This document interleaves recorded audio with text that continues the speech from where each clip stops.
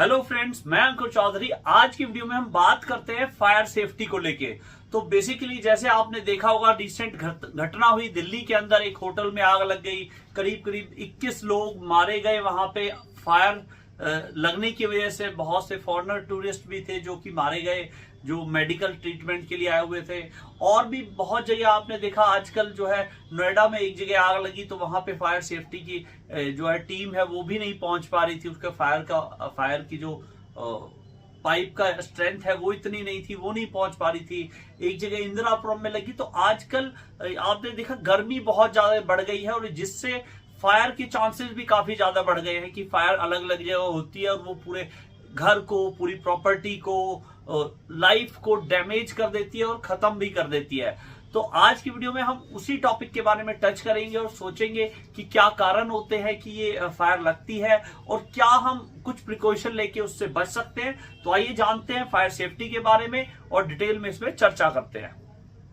Friends, fire को समझने के लिए हमें सबसे पहले ये समझते हैं फायर कितनी तरह की होती है। तो फायर को बेसिकली 3 पार्ट में हम डिवाइड कर सकते हैं। तो पहली कैटेगरी ए, जिसमें जो भी फ्लेमेबल आइटम होते हैं, जैसे पेपर हो गया या कोई भी कपड़ा हो गया, जैसे कर्टेन होते हैं घरों के अंदर, या कागज होते हैं, बुक्स होती हैं, या वुड का फर्नीचर होता है। तो वो बेसिकली हाईली फ्लेमेबल प्रोडक्ट होते हैं जो इजीली आग पकड़ लेती है और जो जल जाते हैं। तो इनको हम ए कैटेगरी में रख सकते हैं। बात करते हैं दूसरी तरह की कैटेगरी। तो दूसरी तरह की कैटेगरी में जो भी गैस से लगी हुई आग होती है, जैसे घर के अंदर गैस के सिलेंडर होते हैं, या ऑयल होता है किसी भी तरह का, पेट्रोलियम प्रोडक्ट में लगी हुई ऑयल, या जैसे पॉलीथिन वगैरह होती है वो भी पेट्रोलियम प्रोडक्ट से बनी होती है, उसकी लगी हुई जो आग होती है, तो वो बेसिकली बी कैटेगरी में रख सकते हैं। और जो तीसरी कैटेगरी है वो है इलेक्ट्रिकल कैटेगरी। जैसे आपका इलेक्ट्रिक की वायरिंग जा रही है, या एसी वगैरह है, या फ्रिज है, इन प्रोडक्ट्स में आग लगना या इनकी वायरिंग में आग लगना, तो वो बेसिकली तीसरी कैटेगरी है। तो इनको हम 3 पार्ट में ए बी सी आप कर सकते हैं कि ए बी और सी 3 पार्ट में ये आग को जो है कैटेगराइज कर सकते हैं इन फायर को। Friends, precaution is better than cure. तो बेसिकली इसका मतलब है कि आग लगने से पहले ही हम ऐसी स्थिति ही पैदा ना होने दें कि आग ना लगे। कुछ प्रिकॉशन रखेंगे तो हम ये तीनों तरह की कैटेगरी में आग लगने से बच सकते हैं। तो कुछ प्रिकॉशन जो है वो बेसिकली ये है, जो पहली तरह की कैटेगरी है, जैसे कर्टेन में आग लगना, या कपड़े में आग लगना, या कागजों में आग लगना, या लकड़ी में आग लगना, तो ये फिजिकल आग की वजह से होता है। तो जब भी आप फिजिकल आग लगाएं, जैसे या तो लाइटर से जला रहे हैं, या कैंडल से जला रहे हैं, या माचिस से आग जला रहे हैं, या कोई दिया वगैरह जला रहे हैं, तो वो ऐसी जगह रखें जहां से इन प्रोडक्ट्स में आग ना लगे। जैसे आपने दिया जलाया तो कभी भी कर्टेन के पास ना रखें, या मोमबत्ती जो है कर्टेन के पास ना रखें, या मोमबत्ती जब भी रखें किसी ऐसे स्टील के बर्तन वगैरह पे रखें कि वो पिघल के नीचे ना जाए और फर्नीचर ना जले आपका, और वो भी आग लगने का कारण हो सकता है। या घर में आप पूजा कर रहे हैं तो उस टाइम पे भी दिया वगैरह, मंदिर वुड का है या वहां पे आपने कुछ आसन बिछा रखा है, तो वहां से भी आग लगने की चांसेस होते हैं। तो वो भी ऐसी सेफली बर्तन वगैरह में रखें जहां से आग लगने की चांस ना हो।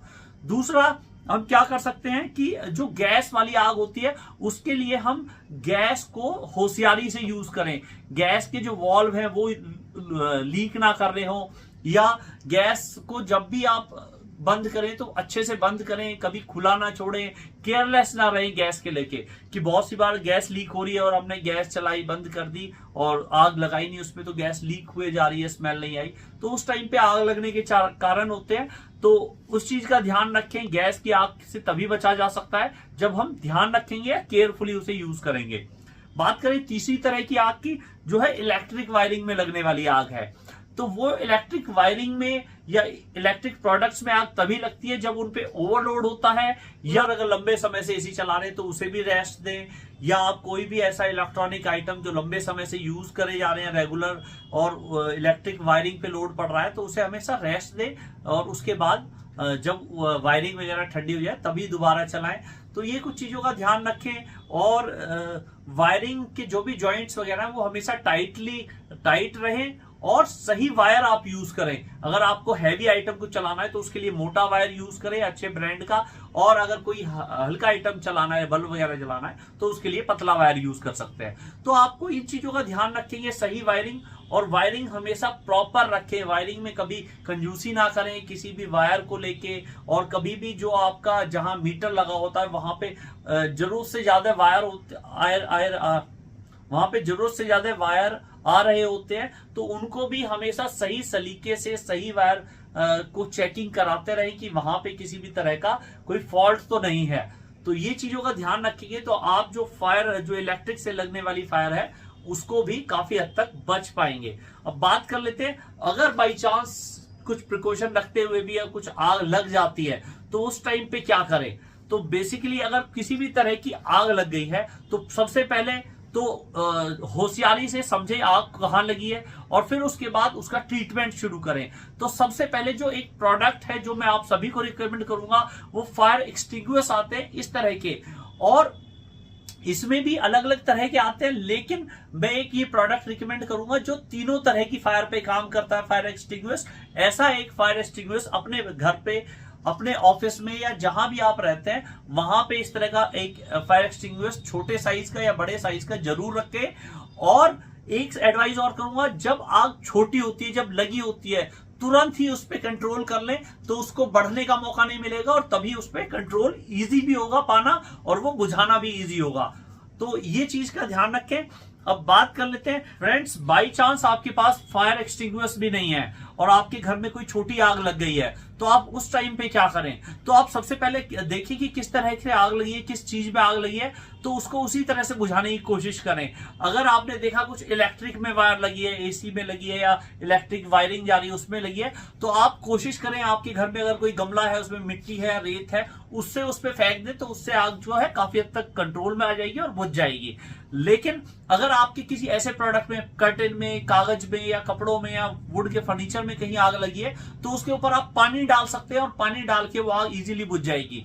लेकिन जो है अगर आपके कहीं गैस सिलेंडर पे आग लगी है, गैस सिलेंडर से गैस लीक हो रही है, उसमें आग लगी हुई है, तो उसको आग बुझाने का तरीका यही है कि आप किसी भी, अगर गैस सिलेंडर में लगी है, किसी भी बाल्टी वगैरह को, कोई बड़ी बाल्टी है उसको उसके ऊपर अच्छे से ढक दें, जिससे उस आग को ऑक्सीजन सप्लाई नहीं मिलेगी और वो आग बुझ जाएगी। तो इन कुछ चीजों का ध्यान रखेंगे, और कभी भी इन चीजों का जरूर ध्यान रखें कि अगर बाई चांस एसी में आग लगी है और आप उस पर पानी फेंकते हैं तो आग और ज्यादा बढ़ जाएगी, या गैस सिलेंडर में आग लगी है, गैस की वजह से आग लग रही है, उस पर पानी फेंकेंगे तो उससे भी आपको कोई फायदा नहीं मिलेगा। तो इन चीजों का ध्यान रखेंगे तो आग को कंट्रोल, जब वो छोटी है तभी उस पर काबू पा सकते हैं। और बाई चांस आपको लग रहा है कि आग आपके कंट्रोल से बाहर जा रही है, आप उसे बुझा नहीं पा रहे हैं या वो काफी ज्यादा बढ़ चुकी है, तो आप ज्यादा देर ना करते हुए आप तुरंत रूम को ओपन करें और रूम से बाहर जाने की कोशिश करें, और जो मेन जो कारण है रूम से बाहर जाएं और फायर फाइटिंग टीम को या फायर ब्रिगेड को कॉल करें और आसपास से मदद लें आग बुझाने के लिए।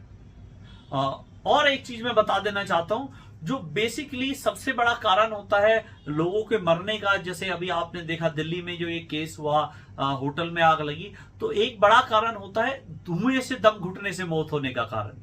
तो बेसिकली दरवाजा खोल के आप कोशिश करें नीचे झुक के तुरंत तेजी से बाहर निकलें, धुएं को अपने ऊपर हावी ना होने दें और नीचे झुक के, क्योंकि धुआं जब भी आग लगती है तो ऊपर की तरफ उठता है, तो नीचे झुकेंगे और आप निकलने की कोशिश करेंगे तो आपके बचने के चांस ज्यादा होंगे।